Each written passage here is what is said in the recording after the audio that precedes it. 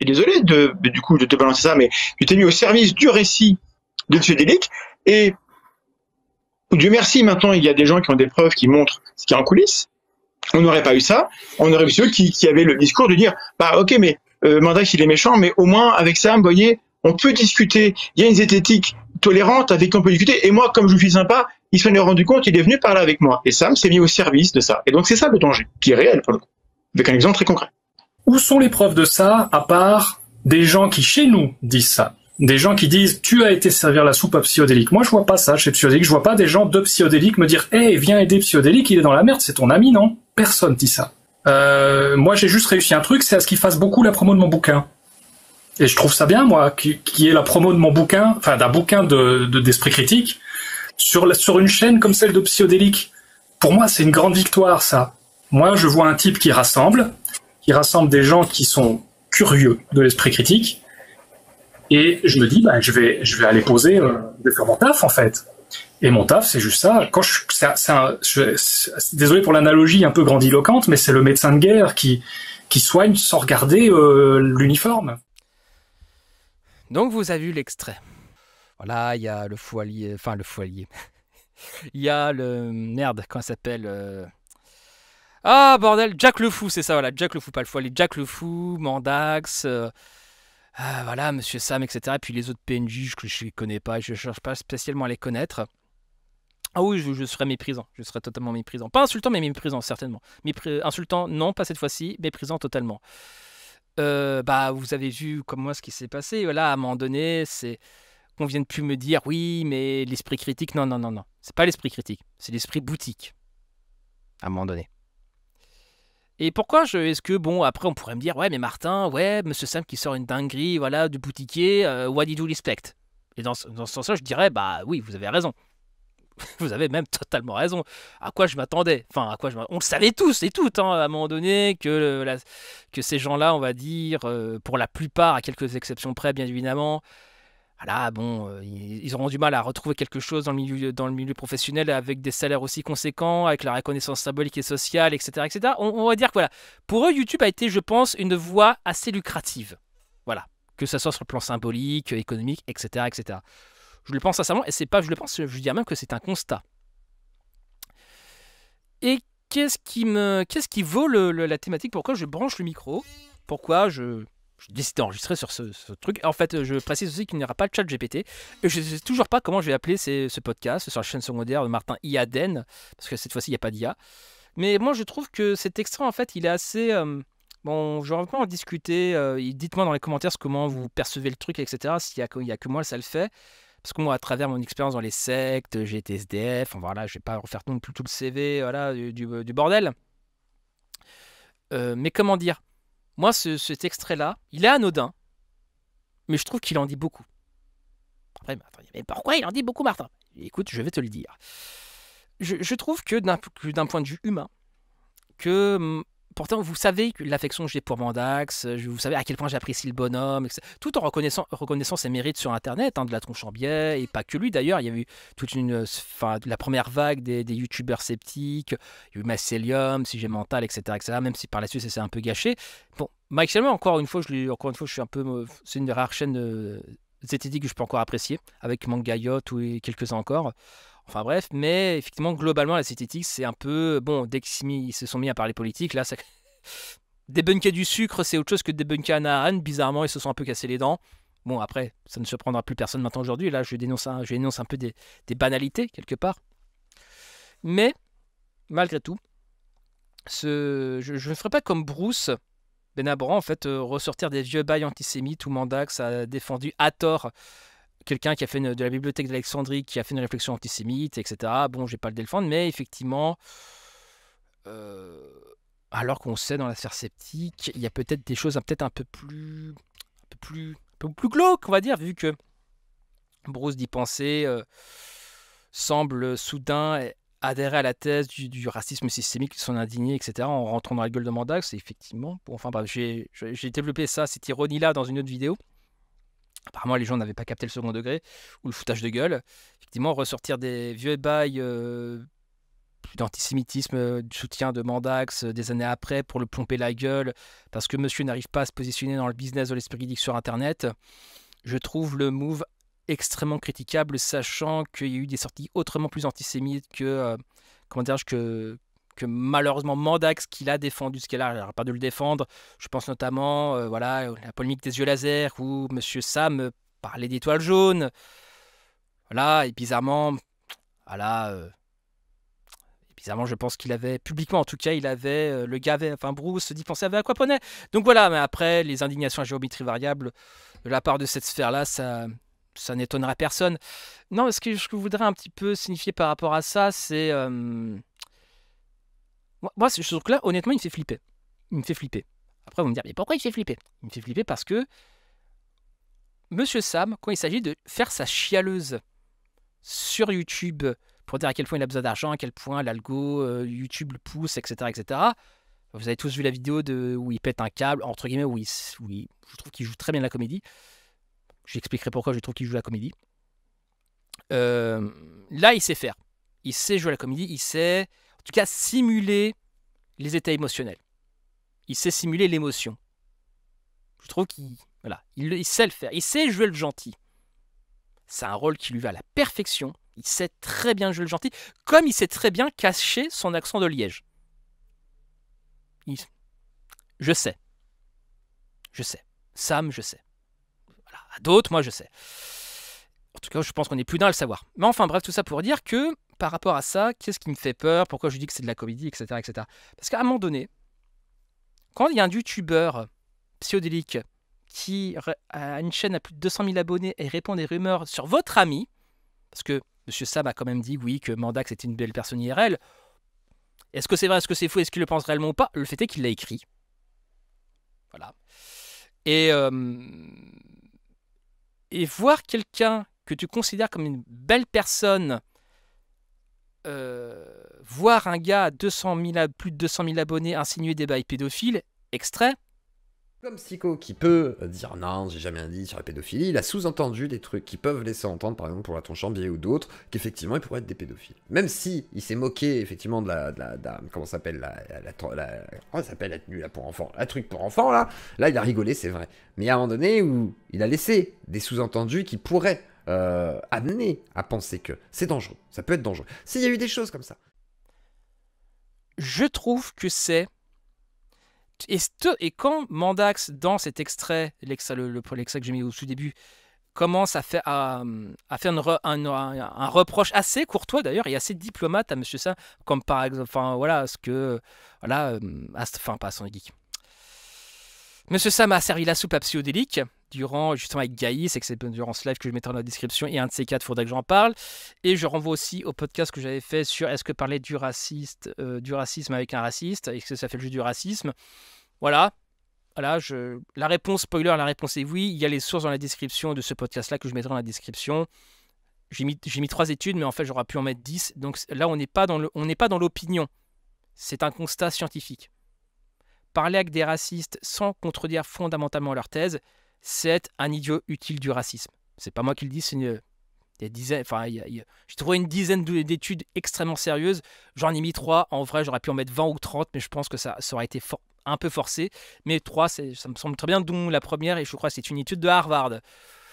Je pense que là, on n'est pas sur de la fac random non plus. Enfin bref, tout ça pour dire que une des premières réactions, en tout cas un des premiers arguments, pas le premier en tout cas, mais dans le top tiers quand même, de la réaction de M. Sam quand Mandax lui reproche d'avoir servi le narratif de Psychodélique, ce qui est objectivement vrai. Il ne l'a contredit à aucun moment. Il a été complaisant du début à la fin. Et la seule chose, un des premiers trucs que M. Sam trouve à dire, alors qu'un mec qui a 200 000 abonnés insinue sur son pote des bails pédos, c'est oui, mais il a fait la promo de mon bouquin. Ce moment-là me fait flipper. Cette incapacité chronique, apparemment, parce que je dis chronique, parce que je pense que là, on est vraiment dans un focus assez révélateur pour moi. Être incapable de comprendre, faire la démarche de compréhension que Mandax avait été peut-être légitime, En tout cas, à mon sens, il était légitime à ouvrir, à être un peu plus exigeant envers ses potes, dans le sens où, ouais, les frères, défendez-moi quand même, frère. Attends, les accusations, elles sont graves quand même, tu vois.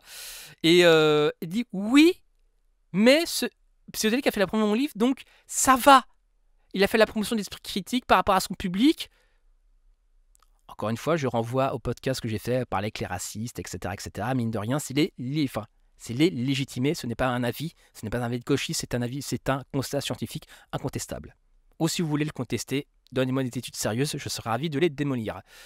Donc par rapport à ça, donc par rapport effectivement à ce fameux sophisme par association est totalement invalidé, dans M. Sam aurait dû contredire les thèses ou les sous-entendus de Psychodélique. Il ne l'a pas fait. Il ne l'a pas fait pourquoi? Parce que la boutique. Parce que voilà, le business, frère. Il le dit frontalement. Je ne surinterprète pas, il le dit frontalement. Et je trouve que ça, c'est flippant. Cette capacité spontanée à passer ce qui me porte à croire peut-être pas un ami, mais une personne à qui il a de l'estime, en tout cas il l'a dit, le mettre sous le bus au nom du business, par rapport à un youtubeur extrêmement nauséabond, qui n'hésite pas à faire la promotion d'un blog néofasciste, source dans la description. À un moment donné, je trouve que Monsieur Sam, cette capacité qu'il a, cette contradiction fondamentale entre ces moments de drama king artistique, genre moi je suis un artiste, un petit artiste, mais je suis un artiste, et cette capacité à s'en foutre royalement de la détresse de Brandax. Moi ça me fait flipper, parce que je connais ce truc-là, sur le bout des doigts. Le seul cercle où j'ai connu ce genre de contradiction fondamentale, c'est dans les sectes. Où en effet, j'avais affaire à des gens extrêmement pervers qui avaient une vraie intelligence émotionnelle pour détecter un petit peu tes failles et te retourner le cerveau avec. Et qui, face aux effets de leur manipulation par rapport à ta propre détresse, à tes propres blessures, ils sont d'une empathie négative. Ils ont de l'émotionnel pour savoir te baiser la gueule, mais ils n'ont plus l'émotionnel se fait la malle quand il faut ressentir la détresse qu'ils infligent. Parce que, pour le coup, Samuel a infligé de la souffrance à Thomas en ne le défendant pas, comme il aurait dû le défendre. Et quand bien même, Mandax, ce n'est pas mon ami, ce n'est même pas une connaissance, je n'ai pas une très grande estime de Thomas Durand. À position équivalente, je l'aurais défendu face à Psychodélique. Parce qu'il était défendable. Au-delà de l'aspect critiquable, voire même énervant, agaçant, on a envie de... Là, je reviens d'une période où, une période où Mandax méritait peut-être quelques polémiques, on va dire ça comme ça. Pas le harcèlement, en tout cas les polémiques qu'il déclenchait. Pour certaines d'entre elles, étaient méritées. Mais est-ce qu'il méritait d'être taxé de pédophile? À aucun moment. À aucun moment, frère. Et moi, je trouve que c'est ça qui est flippant chez Monsieur Sam, cette capacité à simuler l'émotion quand il est en détresse, et cette capacité à s'en foutre royalement des autres quand c'est eux qui sont en détresse, et quand ça vient menacer son business. Moi, c'est ça que je trouve effrayant. C'est ça que je trouve sectaire. Et c'est ça que je trouve profondément méprisable. Au-delà des quelques bourrées de couloirs que j'ai pu entendre sur Monsieur Sam, et qui me font me dire qui, étrangement, face à cette sortie, sont étrangement cohérentes. Je veux bien même sont cohérentes de manière extrêmement glauque. Je réécouter l'extrait du début. Osez me dire, même les gens qui m'appréciaient pas, qui insultaient ma défense en 50 générations, ok, pourquoi pas. Est-ce que ce genre de comportement, est-ce que vous l'acceptez de la part de vos propres amis? Moi, à titre personnel, la réponse est non. La réponse est clairement non. J'ai eu, une petite anecdote un peu perso, tu vois, j'avais mon ancien meilleur ami, qui est mon premier colocataire avec qui j'ai vécu en Bretagne, etc. J'ai l'affaire en très très courte. Il m'avait avoué qu'il avait trompé sa nana. Bon, j'ai envie de dire, on va être un bro, on va soutenir, on va essayer de lui faire comprendre, on va essayer d'être là, mais comme dirait l'autre, soutien critique, tu vois. T'as fait une dinguerie, frère, à un moment donné, voilà. C'est pas une question que, au soutien, t'as été là pour moi, je serai là pour toi, mais soutien critique quand même, tu vois. Mais après, dans un second temps, il me dit que c'était pas lui qui l'a poussé à tromper sa nana, mais que c'était le démon. C'était le diable qui avait pris possession de son slip pour qu'il aille niquer d'autres nanas. Comment vous dire que ce gars-là n'est plus resté mon pote très longtemps. Premier degré. C'est pour des raisons assez évidentes, cet aspect New Age, ésotérique et mystique, je n'en veux plus dans ma vie. Parce qu'au-delà de l'aspect délirant, je sais très bien quel genre de personnalité ça induit. Des immondes pervers qui adorent vous sortir des grandes tirades émotionnelles sur l'emphase, l'empathie, l'égrégore collectif, l'acceptation, le pardon, nanana, enfin ce genre de conneries, et qui sont, c'est pour mieux vous baiser la gueule en fait, pour mieux vous amener à discuter, à parler de vos propres failles et pour mieux vous niquer la gueule, concrètement. Mais vous niquez la gueule avec le sourire. Ce que M. Sam a fait plus ou moins avec le smile en fait, où il se justifie, oui mais moi je suis un médecin de guerre, etc. Non frère, non. Oui mais moi j'en ai rien à foutre des uniformes, je suis un médecin de guerre, je suis dans les tranchées. Si je devais continuer cette métaphore, non mais là le Reich a fait la promo de ton livre frère, tu n'es pas un médecin neutre, tu es peut-être si le Reich t'a donné une rallonge en Deutschmark, tu serais peut-être plus tenté à soigner les médecins nazis quoi. Enfin, à soigner les malades nazis par rapport aux médecins alliés qui, eux, sont des salvos, etc., qui sont pas tolérants avec l'intolérable. Parce que tu vois même qui dit que le paradoxe de Popper, c'est le meilleur moyen d'être intolérant. Donc, à un moment donné, de quel droit on aurait dû contrecarrer le nazisme? Voilà. Les antiracistes sont les vrais racistes. Enfin bref, vous connaissez à peu près la saloperie de ce genre de rhétorique, qui est une rhétorique extrêmement stupide, au-delà du fait d'être extrêmement conne. Enfin, elle est doublement conne, pour le coup. Mais voilà, tout ça pour dire que moi, je trouve que est-ce que la zététique, est-ce que M. Sam et que toute cette sphère, finalement, ne sont que des boutiquiers? Je veux dire, la preuve définitive est apportée. C'est incontestable après tout ça. L'esprit critique, ils n'en ont rien à faire. La vérité, rien à foutre. Mais par contre, le business, la boutique, là par contre, là c'est important. Et ça justifie qu'on laisse des youtubeurs dégueulasses salir ses amis. Ah, tu comprends, le business, frère, hein, 200 000 abonnés, un public de 200 000, voilà, ça se refuse pas. Non mais oh.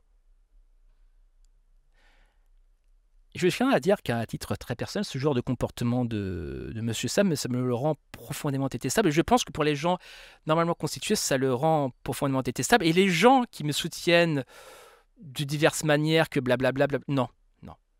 Là, on est vraiment sur un truc profondément nauséabond, et je pense objectivement que ça pose question sur le reste.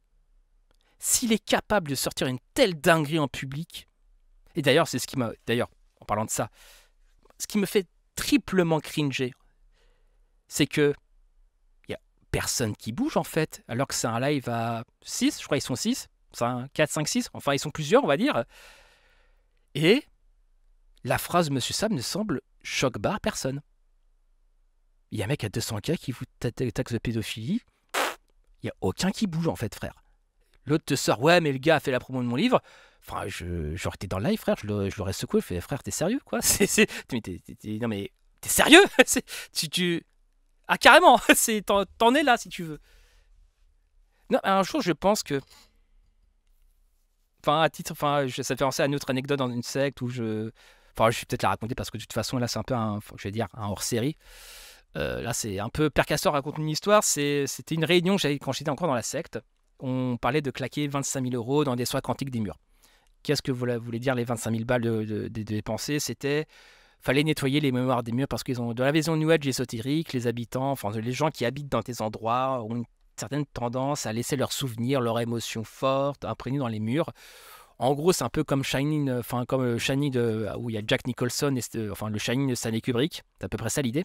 Et donc, il y aurait des mystiques qui seraient capables de nettoyer les souvenirs traumatisants des murs, etc., etc. Donc, par rapport à ça, ça discutait sérieusement de claquer 25 000 balles pour ces nettoyages quantiques. Moi, de mon côté, j'étais en mode plus. Écoute, je vais pas mettre 1 € là-dedans, je m'en bats les couilles, c'est pas mon délire. Les gens, ils ont envie de croire ce qu'ils veulent, c'est leur pognon, ils gèrent comme ils veulent. Parce que là, ligne un peu libérale, voilà, ligne un peu libérale. Après, dans un second temps, dans la réunion, on discutait sérieusement de diminuer le budget de nourriture de moitié pour les bénévoles. Premier lieu, on parle de claquer 25 000 balles dans des trucs chelous. Et deuxièmement, on diminue le budget nourriture pour les gens qui sont là assez régulièrement, enfin même quotidiennement. inutile de vous dire, chers amis, que je me suis levé et que je les ai copieusement insultés tous autant qu'ils sont. Que c'était un petit peu indécent, voilà. Enfin, je pense que pour n'importe quelle personne normalement constituée, je pense que la réaction de se lever et de les insulter était plutôt saine. Voilà, à minima, les envoyer se faire foutre, en tout cas de signaler le désaccord. Je pense que c'était la seule chose responsable à faire. Et d'ailleurs, je crois qu'ils n'ont pas diminué le budget du auteur de moitié, tellement j'ai tapé le scandale, mais enfin, c'est un autre sujet. Mais de la même manière que je me suis levé pour signifier qu'il y avait quelque chose peut-être d'un peu dégueulasse qui se jouait, je n'ai pas vu quelqu'un bouger pour signifier que peut-être que M. Sam était, d'un point de vue éthique, était peut-être sorti d'un certain cadre, notamment Jack le Fou. Je sais pas. C'est bizarre. Après, peut-être qu'il l'a fait un peu plus tard. Ça se trouve, on va me ressortir le live. Ça serait que quelqu'un s'est indigné du truc. Certainement. Mais en tout cas, sur le moment, j'ai pas vu des expressions un peu choc-barre, si tu veux. Très bizarre. Et d'autant, ce qui me fait un peu flipper, tu vois, ce genre de vision un peu business du truc. Si ça choque personne, c'est que c'est accepté. Si c'est accepté, c'est que ça pose des questions d'autant plus flippantes. Et ce qui me fait penser que, au-delà des rumeurs que j'ai pu entendre sur les uns et les autres dans cette sphère Z, si j'ai bien acquis une conviction avec le temps, de ma modeste expérience de YouTube, ma petite expérience sur YouTube, c'est que les youtubeurs anti-woke, les youtubeurs qui invoquent le complot du wokisme, ce n'est qu'une question de temps avant qu'ils tombent sur un truc dégueulasse. Ce n'est qu'une question de temps. Norman est tombé. Le fossoyeur de film, j'ai l'impression que lui aussi, c'est un peu dans les tuyaux. Je pense que pour la sphère sceptique, je pense, en tout cas une certaine sphère sceptique, comme la fausse sceptique, je pense que raisonnablement ce n'est qu'une question de temps et qu'on n'a qu'à attendre, malheureusement, par rapport à certaines horreurs que j'ai pu entendre, mais après qui sont des bruits de couloir, donc voilà, les bruits de couloir ne sont pas forcément des vérités, mais disons que les bruits que j'ai entendus sont en cohérence avec ce que je vois à travers cet extrait.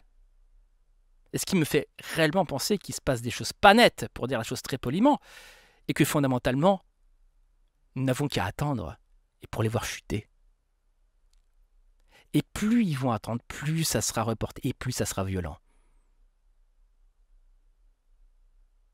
Alors prenez vraiment le temps d'y penser, sans vouloir jeu de mots, mais tous les youtubeurs anti-woke, bizarrement,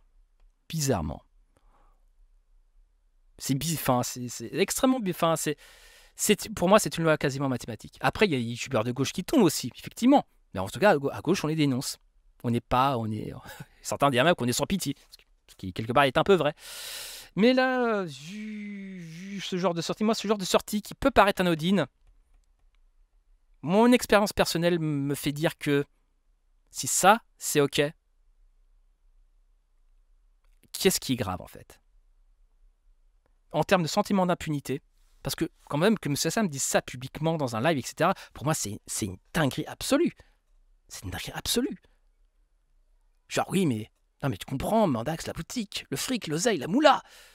Ok, pourquoi pas. Ok. Mais ça vient percuter frontalement son image de gentil qu'il essaie de polir, en fait, qui met beaucoup d'efforts, jusqu'à même effacer son accent de Liège pour paraître beaucoup plus francisé, on va dire ça comme ça.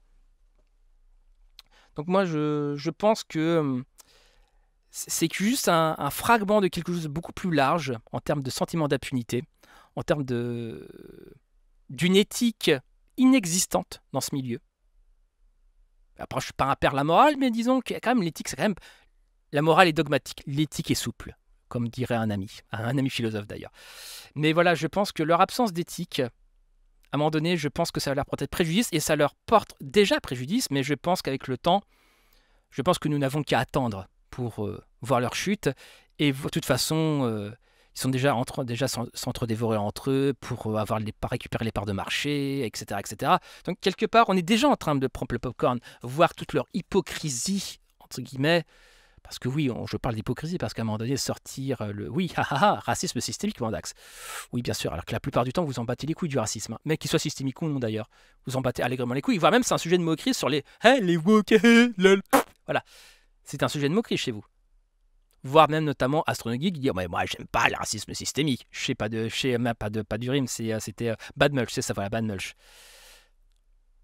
À un moment donné, c'est bizarre quand il s'agit d'en mettre plein la gueule sur quelqu'un qui vous qualifie plus à gauche que vous. Bizarrement, là, la thématique, enfin, la notion vous parle. Ça serait intéressant que vous insériez à ces notions en dehors en dehors du fait de vous placer dans votre propre business, en fait. Parce que ça se voit, déjà d'une.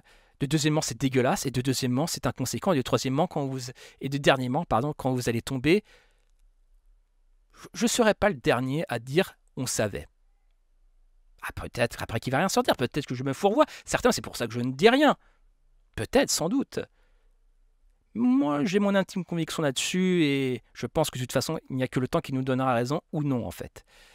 Donc voilà, dis-moi ce que t'en penses, voilà, commente, partage, like, insulte ma mère. Ce n'est pas très grave, donc c'était Martin Eden en direct du Wokistan. Bisous à vous.